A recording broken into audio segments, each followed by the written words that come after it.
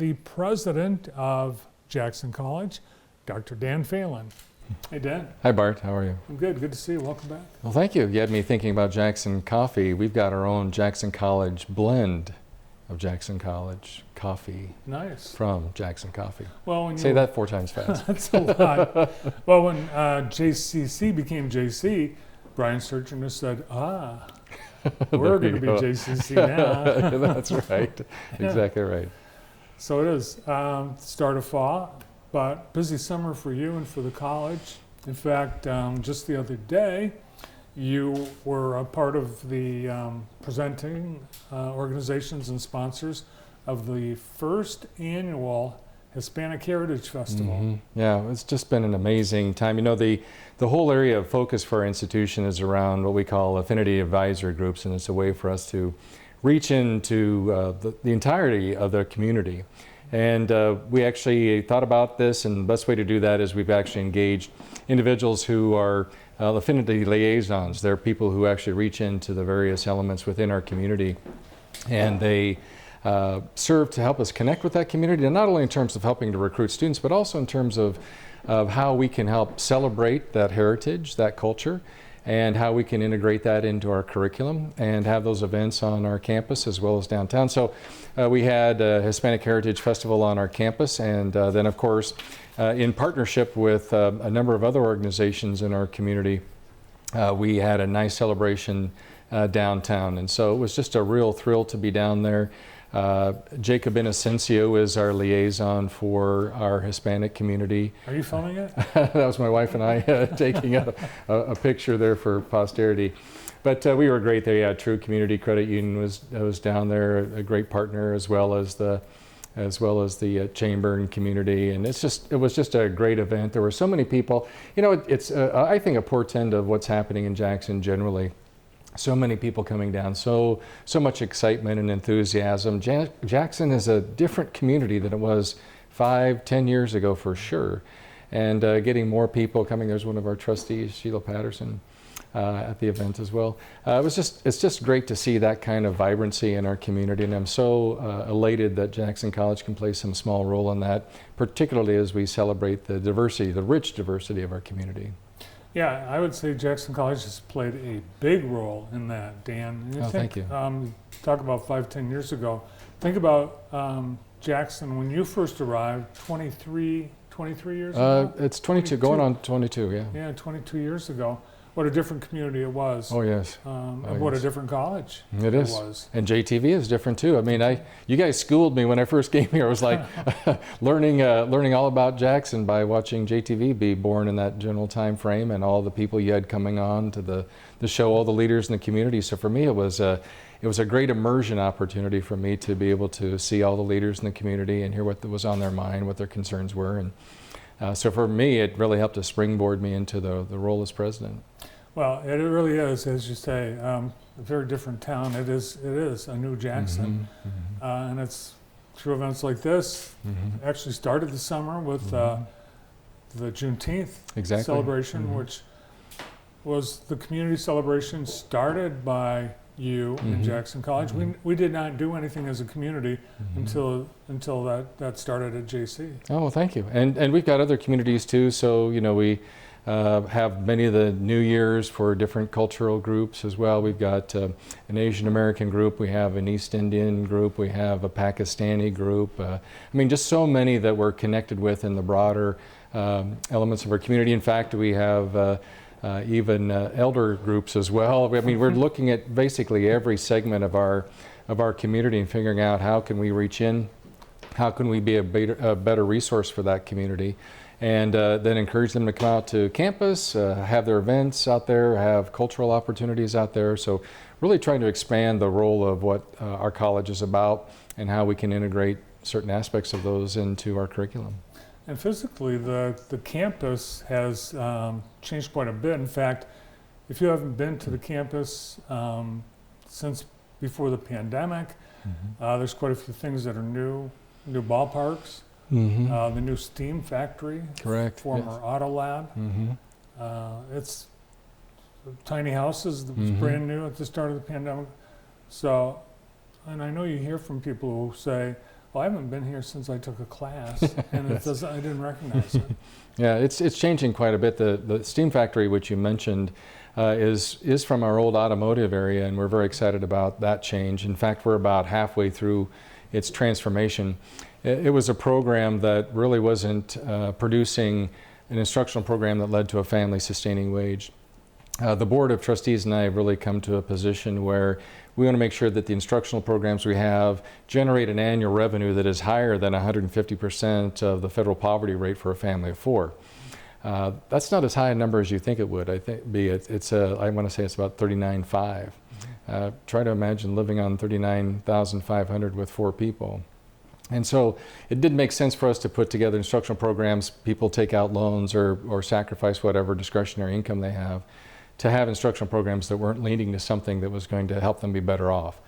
And the automotive program was one of those. So many of these companies are investing in their own programs, their own training programs, their own certifications. And so one area that we know that is really a strong demand program nationally, internationally for that matter, and that is anything to do with science, technology, engineering, and math. And so for us to be able to take that facility and transform it into something that had its roots early in the automotive program and really build that into something that is more comprehensive and bring the same kind of creativity and innovation into that space has been pretty exciting. In fact, I know you'll be out there as well, and once we get the whole building completely done and the perimeter as well, we'll have you folks out there for a ribbon cutting ceremony. But you'll actually see in a lot of the bays over there, remember Legos? Mm-hmm. We actually, and then they had the bigger ones that came along called Duplos. And now we have actually Legos that are this big, and we've actually put them all together to create separating spaces between the various experiences that students will have, whether they're doing virtual reality welding or they're doing robotic arm training or those kinds of things. So it's a very interesting space in that building. We also put an A into STEM. Now it's STEAM, so it's the STEAM factory, adding arts in and trying to draw relationships between design, drawing, painting even, and pottery, and how those have many of the same principles as you have in manufacturing or in science or technology. And so trying to fuse those together, we're actually doing that in a space. So that's very different. I think we'll have the building entirely done later this fall, but that is clearly a change. You mentioned the ball fields. Those are transformative for the whole of our campus. They really catch your attention when you come in. Lighting for the first time ever on those athletic fields. We're currently putting together the support building out there, so we'll have bathrooms for the first time, legitimate bathrooms out there for the first time, as well as concession and storage and things like that. We are also contemplating putting an air-supported structure on our campus, being able to take some of the load off of the gymnasium we have on campus. So we're in the planning phases for that. That could start as early as after the first of the year. So once the frost gets out of the ground, something that we're looking at. Yeah, lots of change going on. Some of the changes that we're going through were necessitated by the little challenge we had in the Potter Center. A little incident with an electrical panel, which caused lots of other problems prompted primarily by the sprinkler system. So thanks to a good insurance policy, we've been able to go through and make some upgrades and changes along the way. So I'm really excited about what that means for our theater program generally. We've got a new faculty member bringing back our theater program from an instructional point of view. So you'll begin seeing in-house programs coming through the Bauman Theater rather. And then also we got to press back into service our building, which is known as Day Theater, which is an experimental theater, or sometimes called a black box. We're going to be renovating that and getting that more of an instructional purpose for theater rather than pressing it into service for other things that we've done over the years. Yeah, it's been very handy for storage. Yeah, storage, and we've actually had rehearsals in there for a band and lots of different things over the few years while we've been kind of on hiatus for a theater program. But the college many years ago made a huge investment in these theater spaces. It's a distinctive element of Jackson College. And so it just seems odd that we would not try to leverage that, and especially at a time where there's so much challenge in our weary world. I think having comedy, having arts, and bringing that back in pretty strong form is important. In fact, we had a conversation yesterday with my team about trying to create a dinner theater opportunity with the Bauman Theater using it for comedy and for smaller shows, and trying to bring food and entertainment together. And think that could be pretty distinctive for our community. Yeah, I've seen, actually this has been on your mind for a few years. It has, yes. And I've seen some sketches of what that Yes. looks like. It's pretty cool. Yes, It thank would you. be a great idea. Mm-hmm. And people do come to campus, which they will have the opportunity next month.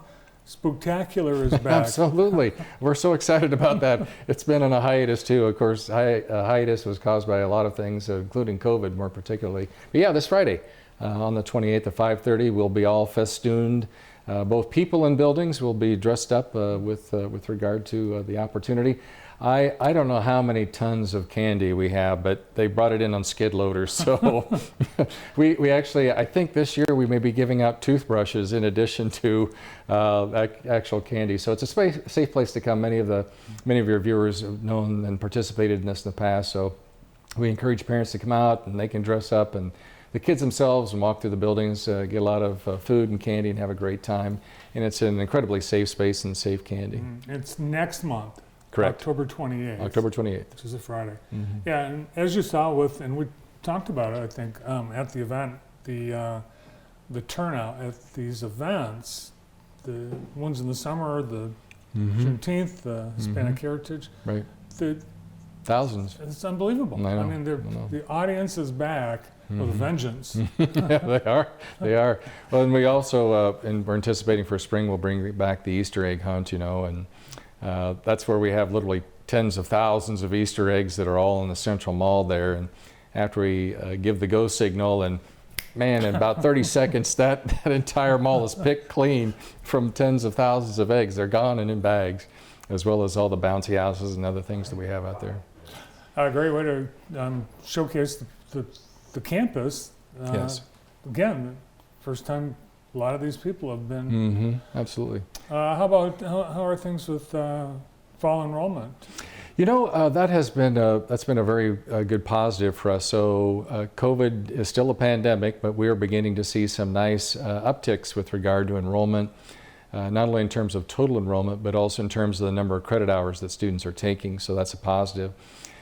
From the past fall semester, we're still down. If you would compare us to the pre-COVID levels, we're still down a little bit. We've got some room to claw back a little bit. We've got some great programs and services we're putting in place to be able to help with that. We really, this summer, launched a focused effort around Ready, Set, Jet, which is a program designed for students who maybe academically aren't at a level they need to be at in order to live in our residence halls. And we had, I think we had 38 students participating in that program this year. Every one of them passed 12 semester credit hours in 7 weeks. It was impressive. The average GPA was 3.2, and we're actually prototyping that now. And rather than just being a localized summer program, we're taking the students through the whole year, the whole academic year, with the same levels of support. And if this works, it's an opportunity for us to have outcomes at a huge scale that we've not seen before. Of course, we've been very focused on having outcomes that lead to transfer to a baccalaureate granting institution or employment or a certificate or an associate's degree. If we can do that in this prototype and we can scale that, that would be a game changer for everybody who comes to Jackson College, to have that kind of close-in mentoring, to have support in our Center for Student Success, to have a prescripted academic pathway to move down. It has really pointed to me some positives for us. We've been doing lots of things to be able to help with student completion and persistence and momentum over the years, but this one, I think it holds some promise for us. So that's been an important element for us this summer in terms of overall instructional programming. We put in a grant for the National Science Foundation to try to see if we can get some support for adding a program on blockchain.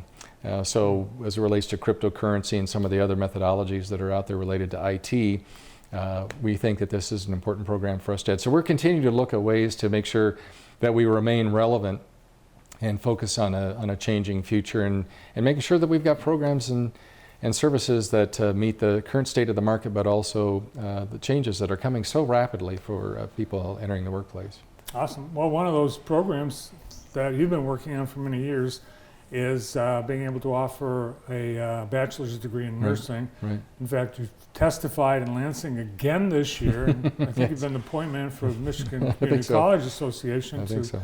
educate the legislature on the necessity of offering nursing degrees at community college level, and they agreed.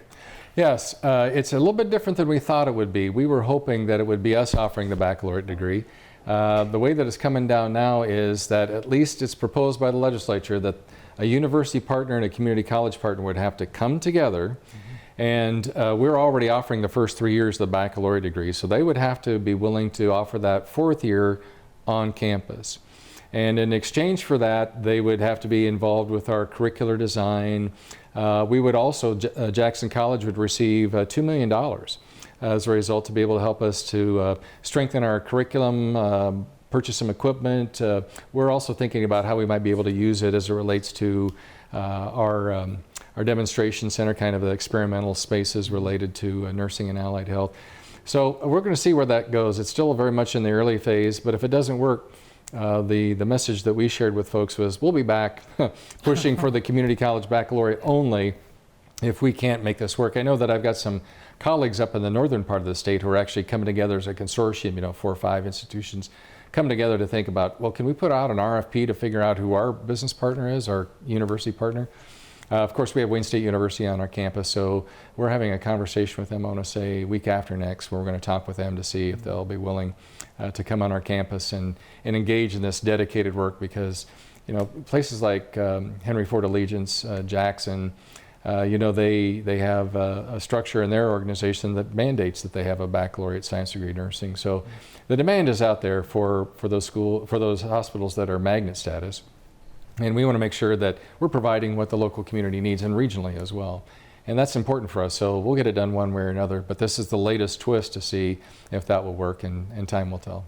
Well, I think the work that the college has done with the hospital and the health programs you already have is one of the reasons that Henry Ford Health has you on their board now. Oh, I yes, think it's been a pleasure. It's a fairly recent appointment. Yeah, so it's been a pleasure. Congratulations. Yeah. Oh, thank you. On that. My pleasure. It's a great learning experience and a great connective conduit between the college and the hospital, for sure. You have a new board member, Yes, we do. Chris Simpson. I think he had just been appointed the last time you were here. How's that going? Great. He brings a fresh perspective to our organization. He has got a keen mind around understanding the details. So he comes in not having that experience at that level before with higher education. And he's coming in and he's asking really good pointed questions about, in fact, I just got an email from him, I think yesterday, the day before, and he's trying to understand the rationale, the data, the information. He's trying to understand the history, the context in which we're advancing the institution. So I appreciate his questions. He and I and the board chair actually went through a training program as well. We went to the Association for Community College Trustees. They have an orientation program for new trustees. So we had our program, we had the college's program for him, and then we went out to the national program as well. He is leaning in and just doing an amazing work. He has a great, quick relationship. Everybody knows Trustee Simpson, it seems, and he has just had that relationship with people. You've never met him before, and automatically you're a friend kind of guy. And so he's just been a delight to have on campus, and I appreciate his questions and his focus and his encouragement and his support. I've just appreciated him a lot. Awesome. Well, it was great to see you. Thanks. Great to see you too. Thanks for coming in today. Yes, pleasure to be here. President of Jackson College, Dr. Dan Phelan.